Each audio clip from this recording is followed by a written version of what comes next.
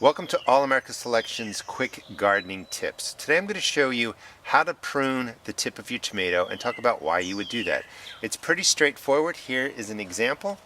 You take the top off of a pepper plant to force more side growth. It's going to make for a stockier plant, you're going to get more flowers and it does increase production.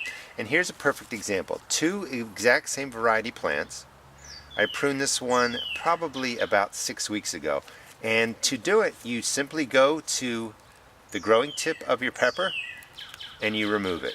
It looks drastic, but right in these joints, more pepper shoots are going to come out. And here's the example. About 6 weeks ago, I removed the growing tip from here, and you can just see how much more growth is coming out of the pruned pepper plant compared to the one over here. And again, you take the tip off, it forces side shoot growth, you get a stockier plant with more flower production and more fruit production. And you can see the difference. You can do this when the plants are small, that's when I recommend it. Those plants are actually ready to get into the ground. This is a Emerald Fire, an All America Selections winner. And you would just find the growing tip, which is easy, it's the top, and remove it.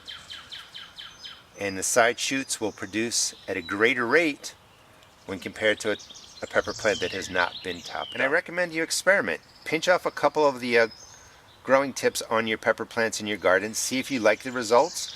This works really well for most varieties of plants. I don't recommend it for banana peppers or bell peppers. They just don't seem to need it. The bell pepper stays kind of stocky, and I found that taking the tip off, I think, inhibited the growth a little bit. But experiment, see what works in your garden. Please check out our YouTube channel, All America Selections, Flower and Vegetables. Thanks for watching.